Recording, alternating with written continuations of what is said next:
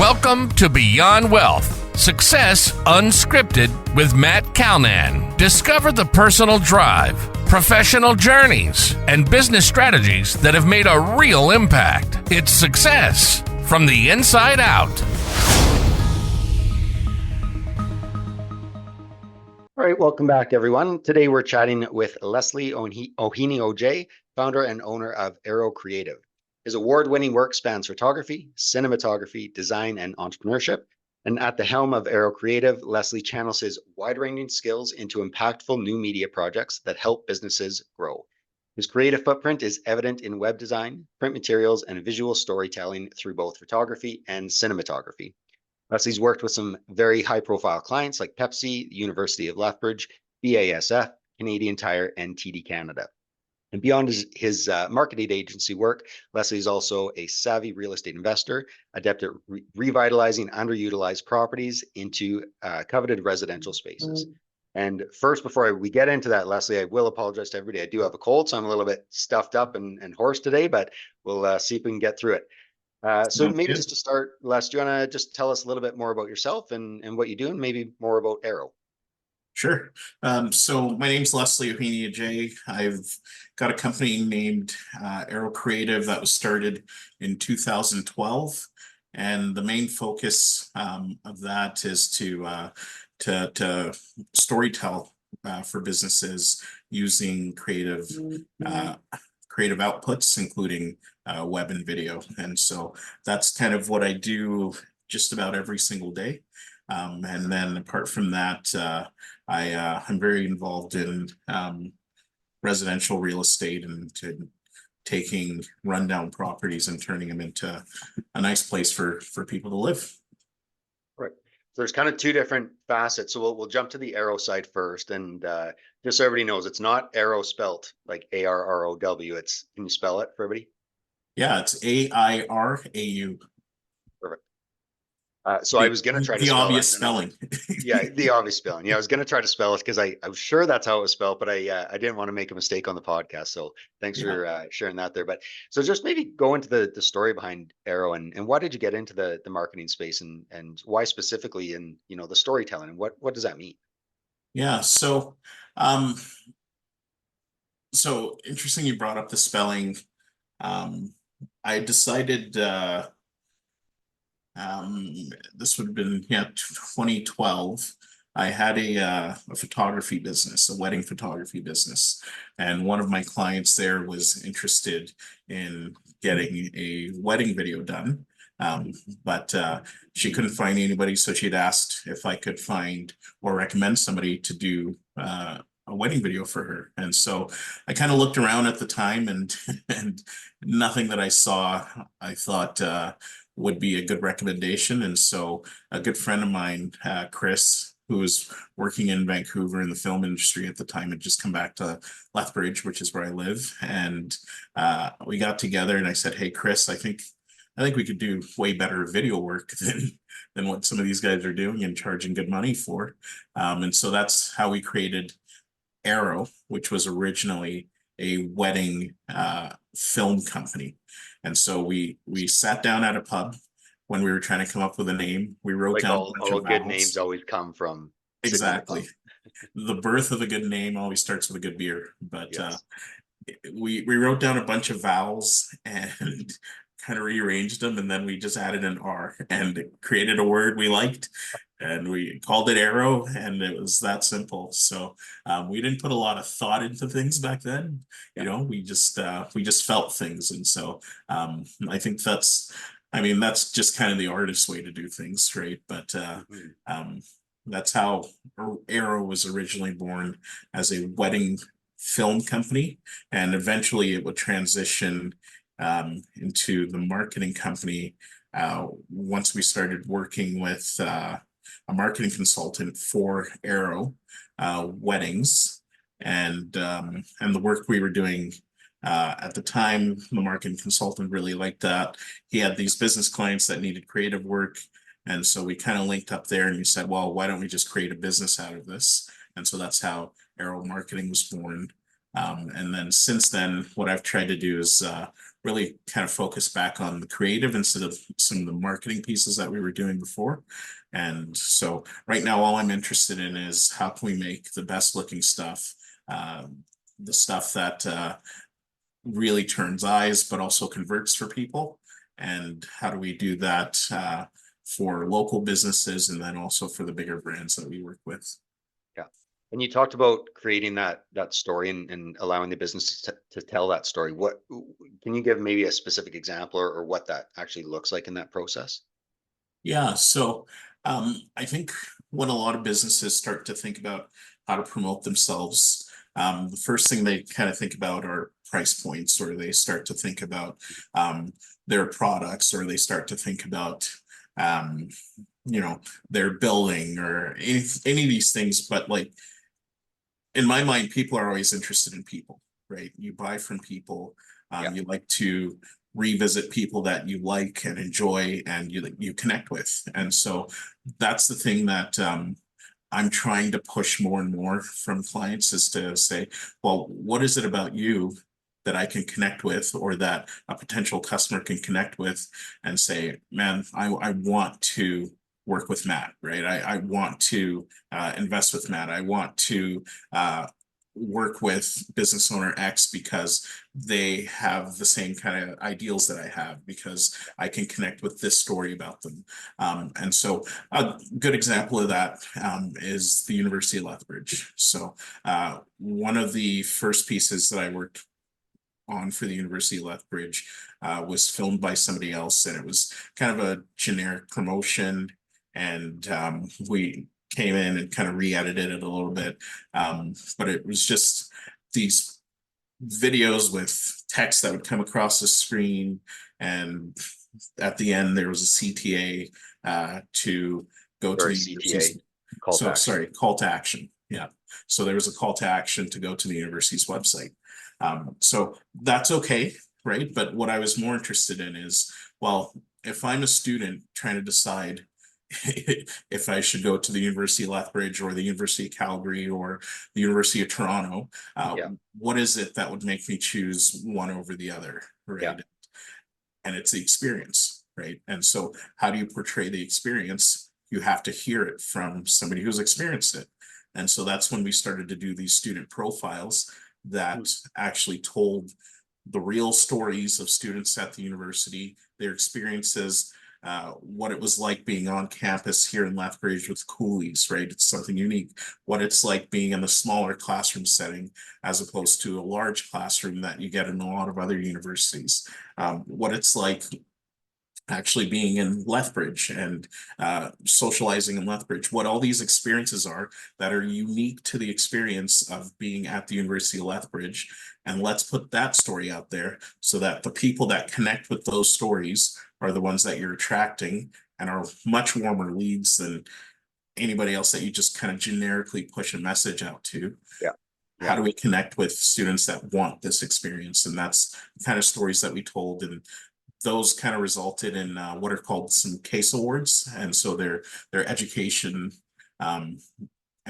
marketing based awards. And so the University of Lethbridge won some awards based on that content. So that's a good example of where storytelling is a better way to connect with your audience and to drive potential leads.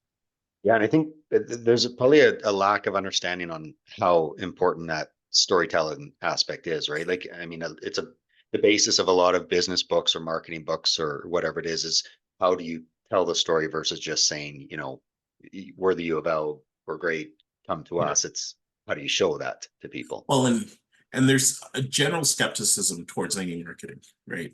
When you see marketing that somebody's trying to sell you something, generally speaking. Yeah, well, It's I feel a madman. I understand now. Yeah, you get it, right?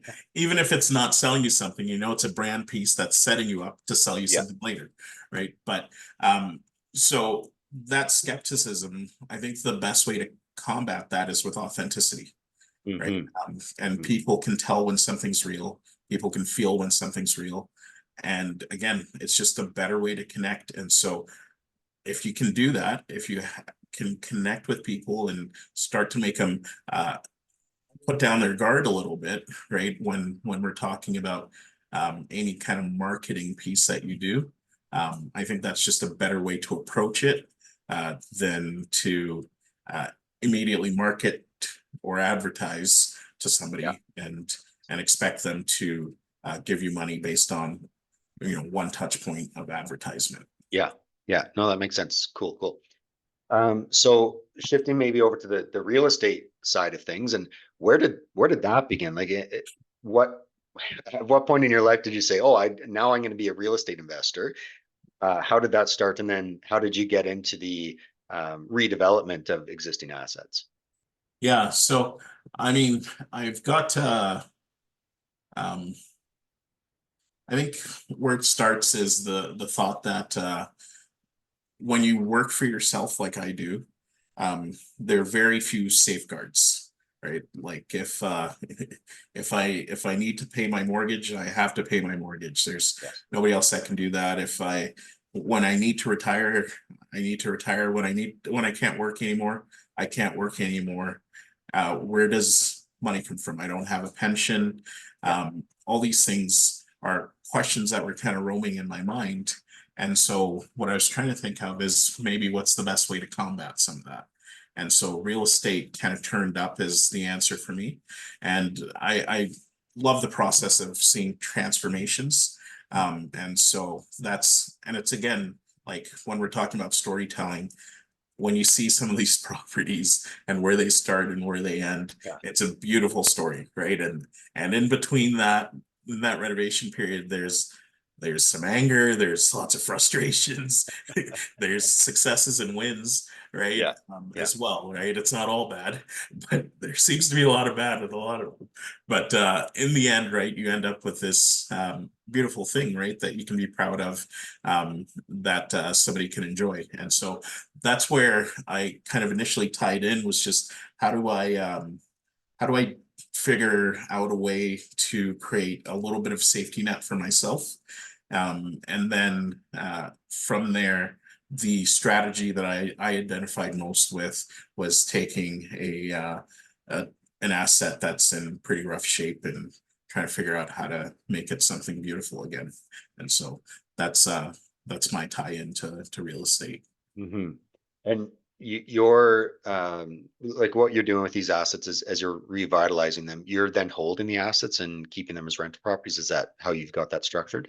Correct. Yeah. So when I first started, one of the things I wanted to do, and this is basically how I approach a lot of things, is with a little bit of experimentation.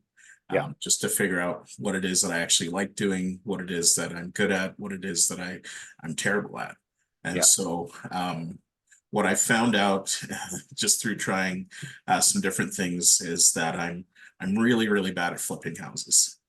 I am terrible at it. I tried it twice, didn't make money, and it's really hard for me, the whole process and everything else, but especially on the south side.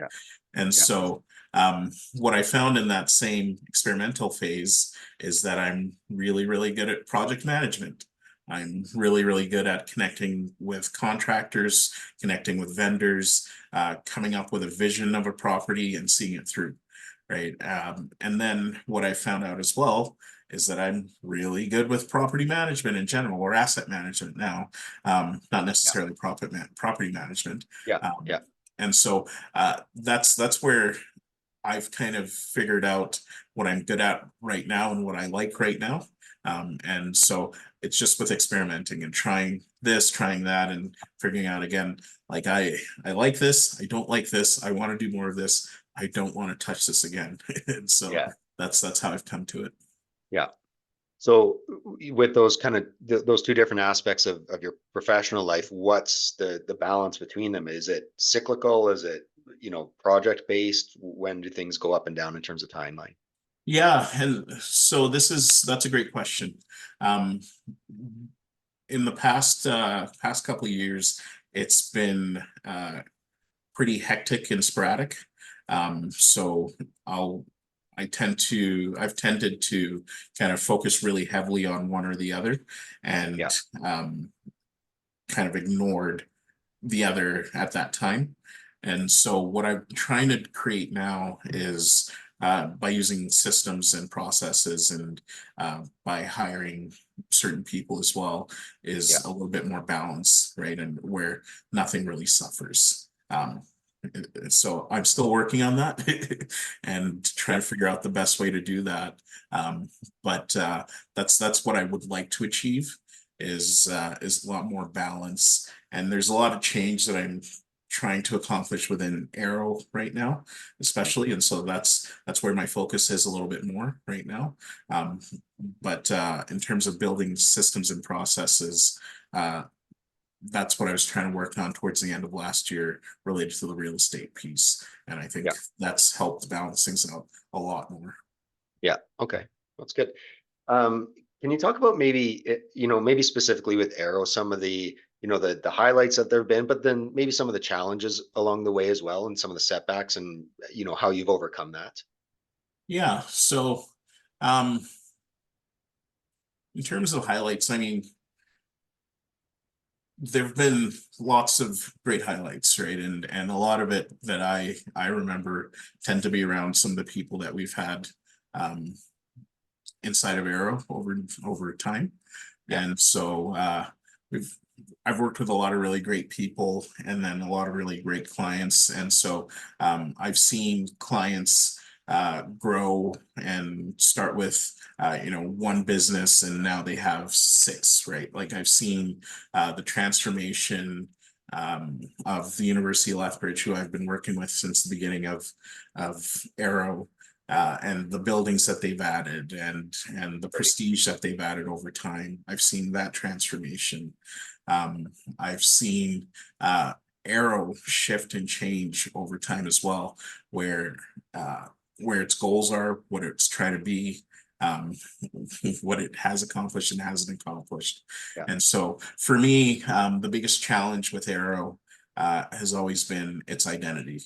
Right? Are we creative boutique place? Are we a marketing place? Are we trying to be a big marketing firm? Are we really closer to a small boutique, 1, 2, 3 person group that can execute really great creative for you? And so that's really shifted over time in terms of what it's trying to be, versus maybe where it was. And that to me is always, that gap has always been the biggest challenge. And so recently, that's where the rebranding of Arrow Marketing to Arrow Creative comes in, Right. And trying to return back to those roots of creativity a little bit more. Yeah. And so that's, in general, like that's to me has always been the biggest struggle, is identity and a clear brand, which is hilarious because we've helped a lot of companies with brand, right? and with figuring out their identity. So specifically to, if I could think of some highlights, we got to work with Pure Later on their big anniversary and creating a national ad for them. And so we did the Calgary portion of that, and Okay. that worked out really well. And we've done a lot of work with them since, right? And so these kind of things are something that I'm proud of. But again, the thing that I'm always trying to work on is how do we clarify our brand? How do we get to be specifically, what we say we are versus what we actually are? How do we close that gap more and more every day? Yeah. Yeah.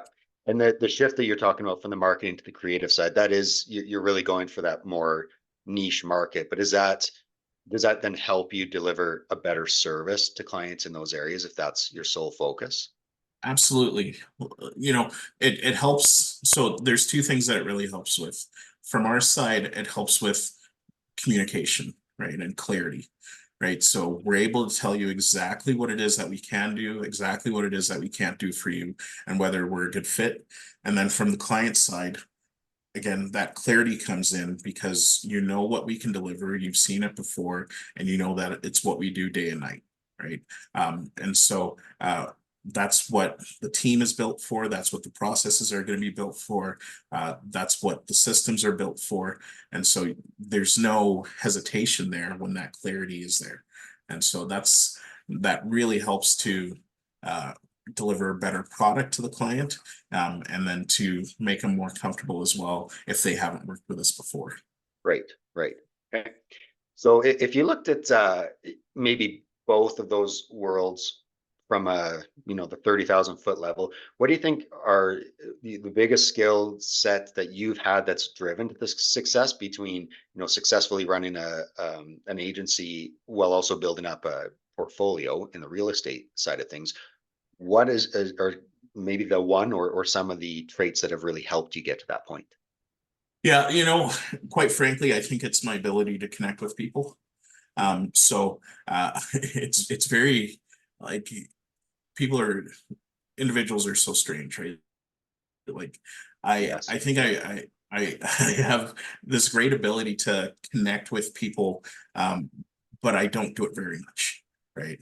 So I don't actively go out and seek to connect with people, but the people in my life I'm very connected with, right? And that includes the business owners that I work with, the agencies that I work with. I'm very, very connected to them, and I'm genuinely interested in them. I'm genuinely interested in their business. I'm genuinely interested in what they're doing every day, and I'm invested in their growth and success, right? And so that, I think, is what has helped me with both real estate and with Arrow, is my ability to connect with people, and the authenticity there, right? The truth there, Yeah. that Yeah. I'm legitimately interested in the clients that I work with, and the contractors, the vendors, the trades that I communicate with, that I really care about all these people. And so I think that's driven a lot of the success that I've seen. Yeah. And I guess, for the next year or 2 years or 3 years, what kind of goals or projects do you have on the horizon, whether it's with Arrow or the real estate portfolio? Yeah, so again, what I'd like to see on the real estate side, is to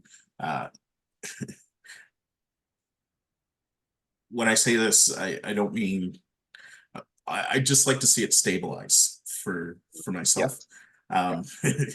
There's I'd like to be able to have a little bit more clarity in how to predict some of the things that are going on. And it's a little bit hectic right now, from this market anyway that I'm in. And so I'd like some stabilization there, and then to kind of continue at the pace that we're going at. Because if we do that, then I think for our goals, and when I say our goals, with the real estate, I invest with my brother and my sister. It's a family piece, right? Yeah. And so what our goals are, if we continue at the pace that we're at, will far exceed our goals. And so with that stuff, I'm very happy with it, even where it's at now. I'd like to figure out on the financial side a little bit better of a system in terms of acquiring leverage. And so I'd like to figure Leverage that being out. like the bank debt side of things. Correct. Yeah. So I need to do some work on that and connect with people like yourself, actually, a little bit more on how to stabilize that and make that more of a system instead of a huge hassle every time we go to acquire an asset. And then on the Arrow side, this is where it becomes so interesting with the emergence of AI and tech, and what functions are we doing now that won't exist in 5 years, right? What pieces are we doing now that will take a sentence and a click in 5 years, right? And so I'd like to have a better understanding of that, but what I'm trying to do is, how do we integrate what already exists into our processes now to make things simpler, so that we can focus more on the things that are more impactful to clients, right? Bringing out that authenticity, delivering a better product. So how do we integrate some of this new tech that's happening right now and not push away from it or say this is a bad thing, because I think it's entirely inevitable. And so absolutely, how do we bring that into what we're doing and create products or services, or use it to benefit what we're already doing that help our clients? Yeah. Okay. And so if somebody was following in your footsteps, somebody, we'll say younger than us, you and I are the same age, so younger than us, some young Yes. bucks following in your footsteps, and we'll call it the entrepreneurial footsteps. So, not necessarily directly into the marketing or the creative side of things or real estate, but into that entrepreneurial world, what would be a piece of advice that you would give to them? Yeah, so I've benefited in my life a lot from really great partnerships, especially at the beginning of lots of ventures. Even the things that I've tried that have failed inside of entrepreneurship, I've always had really good partners and I've learned so much from them. And so I would say, don't be afraid of partnership, especially when you're starting something out. You may, by looking at somebody else, you may figure out what it is that you're really not good at, right? And you know, sometimes partnerships force you to be tied to somebody for a long time. But if you're picking really good partners, that's not a bad thing, right? But I've learned so much from different partners, about myself, about them, about other people, about how to communicate, about how to create processes, how to automate things. Like I've learned so much from the people I've been around, that I think to the default entrepreneurship thing is, okay, how do I do this? How do I do this? How do I do this? How can I do this? How can I do this? Right. But I think if you start to reframe that and start to think about what is the objective that you're trying to get to and who is it around you that can help you get there, I think you'd find that you'll have a lot of success that way. Yeah. Yeah, it's funny. I was talking to somebody the other day and they were describing kind of the transition from being an entrepreneur into, being a leader of a company, and what it takes to get there. And one of the things that they were talking about is when you're a leader of a company, it's because you understand that you have a lot of shortcomings and you might be able to do one or two things really well, but everybody else that you can bring in around you is going to do all of those other aspects better. So they might not be as passionate or as driven or as motivated as you are, but they're going to be better at the other aspects of it. So why wouldn't you surround yourselves with those really good people that know what they're doing in those areas? Absolutely, absolutely. And then the challenge becomes, how do I find the best person who's good at this one thing? Yeah. Right? Who's great at this one thing, right? And you forget the rest of the stuff because that's their only function, right? That's what they're constantly focused on. Whereas again, entrepreneurs are just generally the ones that I know always distracted by something else. Right? Yeah. And trying to do 14 things at once and maybe not doing all of them all that well because of that sometimes, right? Yeah. Well, in the world we live in now, we've got the ability to do things virtually. And I think that opens up, endless possibilities and the people that you can then bring on the team, even in a fractional type scenario, right? You don't have to hire full-time people anymore. You've got fractional options that might live in the US or India or the Philippines or wherever throughout the world. So I think that's a big benefit as well to entrepreneurs trying to get to that next level. Yeah, for sure. The solutions that are out there now compared to 12 years ago, or even before that, are insane. And one person can have a multi-million-dollar business, right? So I don't know how to do that yet, but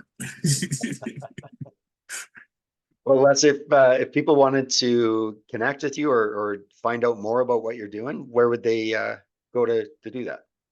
Yeah, the best way to connect with me is through arrow.ca. And you can hit Can you spell that again for everybody? AIRAU.ca. So a bunch of values with an R. Sorry, a bunch of vowels with an R in the middle there, right? That's the one. You got it. See, that was storytelling and you remembered it. storytelling, and now I will never forget that name, and hopefully everybody else does the same. Absolutely. Yeah. Well, really appreciate having you on today, Les, and hopefully we can chat soon on things, and the best of luck to everything upcoming with you on the Aero side and on the property side. All right. Thank you, Matt. Appreciate your time today. Thanks, Les. Talk to you later. You've been listening to Beyond Wealth, Success Unscripted with Matt Calnan. Want to be our next guest? Visit beyondwealthpodcast.ca/guest. See you on the next episode.